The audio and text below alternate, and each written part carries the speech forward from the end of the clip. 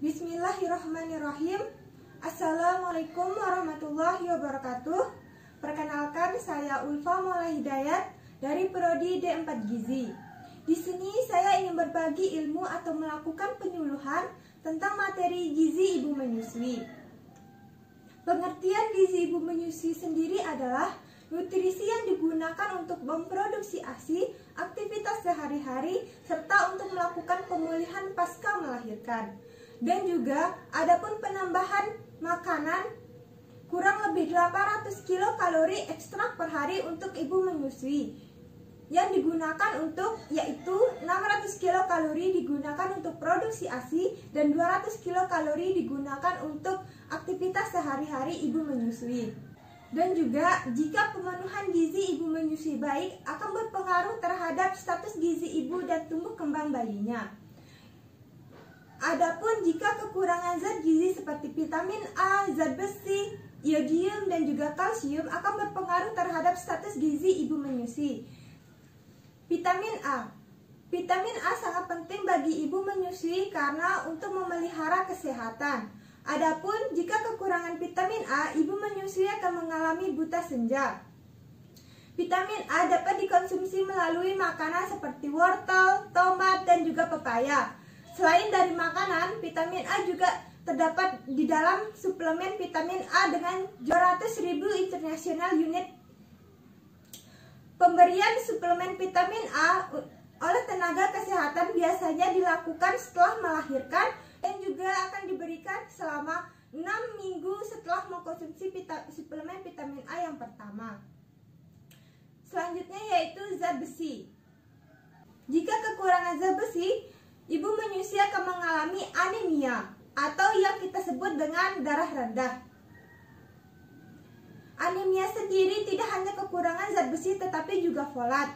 Zat besi bisa didapatkan melalui protein hewani seperti daging, ikan, hati, dan juga telur. Adapun yang terdapat di dalam sayur-sayuran seperti daun singkong, kangkung, dan juga bayam. Folat. Folat sendiri sangat penting untuk memelihara kesehatan ibu dan bayi.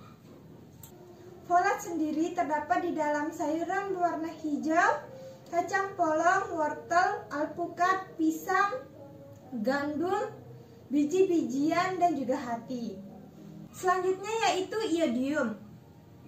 Di dalam dunia kesehatan, kekurangan iodium sendiri dinamakan GAKI atau gangguan akibat kekurangan iodium. Jika kekurangan iodium, maka ibu menyusui akan mengalami gondok atau pembengkakan di kelenjar tiroid. Adapun iodium yang didapatkan di dalam makanan seperti makanan laut yang memiliki iodium yang cukup tinggi dan juga garam yang mengandung iodium. Garam yang menggunakan plastik yang sudah tertera mengandung iodium. Kalsium atau yang disebut vitamin D. Kalsium di dalam tubuh ibu menyusui digunakan untuk memproduksi ASI dengan kandungan kalsium yang cukup tinggi. Sehingga jika ibu menyusui kekurangan vitamin D, maka ibu menyusui akan mengalami pengeroposan tulang dan gigi. Adapun vitamin D yang didapat dari hati, telur, ikan teri, minyak hati ikan.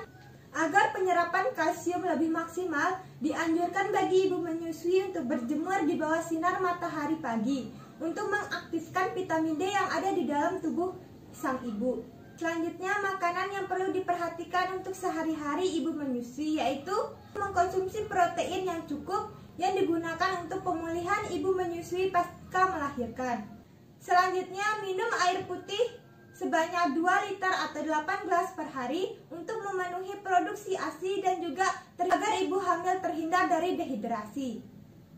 Batasi mengkonsumsi kafein dan hindari mengkonsumsi alkohol karena kedua minuman tersebut sangat berpengaruh terhadap produksi ASI. Karena alkohol dapat membuat pertumbuhan lambat, kepala kecil, bentuk wajah yang berubah-ubah, produksi sel menurun.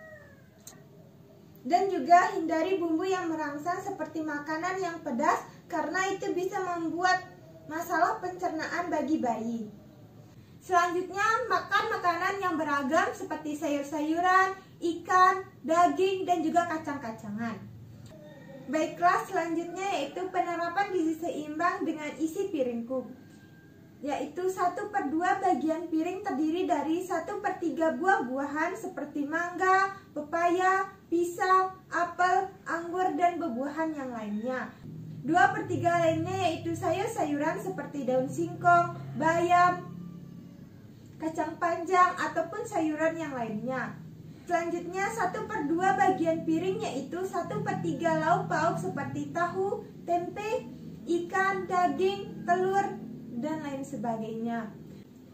2/3 yaitu makanan pokok seperti nasi, ubi, kentang, gandum, roti, dan makanan pokok yang lainnya. Baiklah, mungkin hanya itu yang bisa saya sampaikan dari materi di atas tentang gizi ibu menyusui. Semoga bisa dipahami dan dimengerti. Lebih kurangnya saya mohon maaf. Wabillahi taufiq wal hidayah. Wassalamualaikum warahmatullahi wabarakatuh.